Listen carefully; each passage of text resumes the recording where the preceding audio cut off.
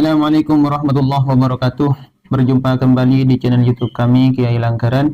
Senang bisa menyapa Anda kembali, teman-teman subscriber sekalian. Semoga kalian semua tetap berada di dalam lindungan Allah Subhanahu wa Ta'ala. Dan bagi yang baru mampir di channel YouTube kami dan belum tekan tombol subscribe-nya, silahkan untuk menekan tombol subscribe-nya terlebih dahulu, karena subscribe itu gratis.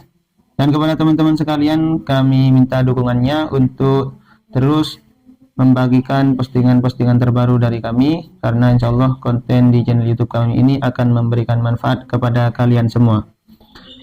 Teman-teman sekalian, pada kesempatan kali ini kami akan membacakan sebuah hadis baginda Nabi Muhammad SAW, yang mana menurut kami hadis ini mengandung banyak hikmah dan barangkali bisa bermanfaat kepada kita semua. Yang mana hadisnya ini diriwayatkan oleh Abdullah bin Abbas. Pada suatu saat Abdullah bin Abbas ini berjalan-jalan bersama baginda Nabi Muhammad SAW. Kemudian di saat perjalanannya, Nabi ini menurut Abdullah bin Abbas melewati sebuah perkebunan. Yang mana tempatnya itu ada di Madinah. Atau di sini di dalam hatinya atau di Mekah. Artinya berarti di sini Abdullah bin Abbas ini memberikan dua opsi. Barangkali hadis ini terjadi di Madinah atau di Mekah. Entah bagaimana pemahaman yang benar, kami kurang tahu. Intinya Nabi itu pernah mengadakan sebuah perjalanan yang melewati sebuah perkebunan. Kemudian ketika melewati area perkebunan tersebut, Nabi ini mendengar suara dua orang manusia, yang sepertinya dua orang manusia ini dalam keadaan disiksa di dalam kuburnya. Artinya Nabi itu mendengar suara siksa kubur dari dua orang. Barangkali di dalam perkebunan tersebut terdapat kuburan, sehingga Nabi ketika melewati area perkebunan tersebut mendengar suara dua orang yang lagi disiksa di dalam kuburnya. Kemudian baginda Nabi Muhammad SAW ini berkata kepada Abdullah bin Abbas, ada dua orang di sini yang disiksa di dalam kuburnya. Lantas Abdullah bin Abbas ini berkata, apakah mereka berdua itu disiksa karena melakukan dosa besar, wahai Rasulullah? Kemudian Nabi menjawab, mereka berdua itu disiksa gara-gara dua hal. Salah satunya, kana ahaduhuma la yastatiru min baulihi. Salah satu dari mereka disiksa gara-gara tidak menghalangi air kencingnya. Kita dianjurkan oleh baginda Nabi ketika kencing untuk jongkok. Kenapa? Untuk meminimalisir percikan air kencing agar tidak mengenai pakaian kita sehingga tidak najis. Tidak cukup sampai di situ. Selain kita dianjurkan untuk jongkok, kita dianjurkan untuk menutupi area kemaluan kita. Kenapa? Agar supaya tidak ada percikan yang naik ke atas.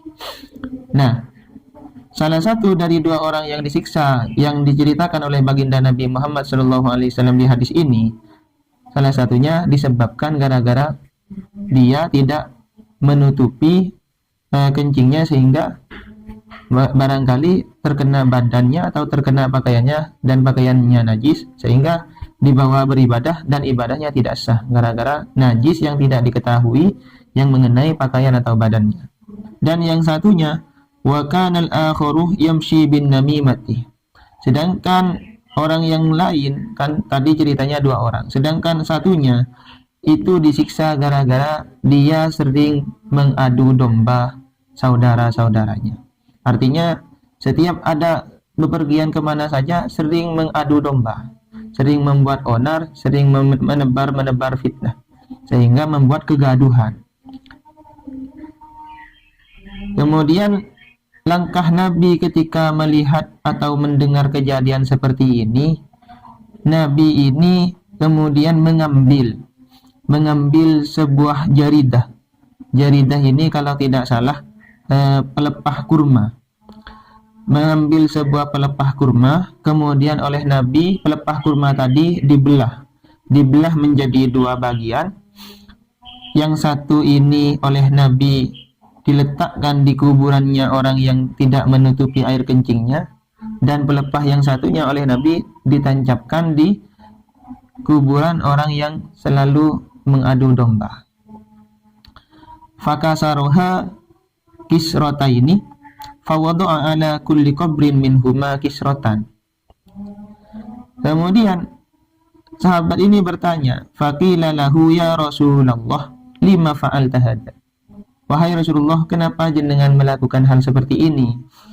Kemudian Rasulullah menjawab, la'allahu ayyukhaffafa anhuma ma lam yaibasa. Rasulullah mengatakan kepada sahabatnya, barangkali dengan adanya dua pelepah kurma ini, dua orang yang disiksa tadi, siksaannya diringankan oleh Allah selagi pelepah kurma ini masih belum kering.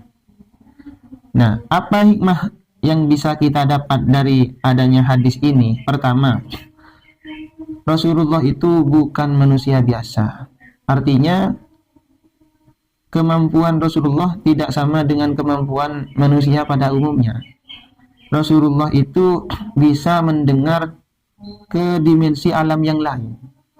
Dalam hadis ini Rasulullah bisa mendengar apa yang terjadi di dalam alam kubur, yang mana hal ini tidak bisa dijangkau oleh manusia pada umumnya.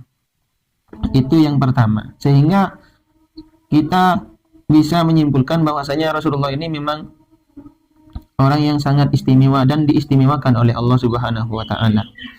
Yang nomor dua, Rasulullah ini bisa mengetahui apa yang terjadi dan apa yang sudah terjadi sebelumnya. Kenapa saya bilang seperti itu? Rasulullah ketika ditanya oleh para sahabat, apakah mereka berdua disiksa karena melakukan dosa besar? Rasulullah menjawab dengan kronologinya. Artinya penyebab kenapa dua orang tadi disiksa Rasulullah itu tahu.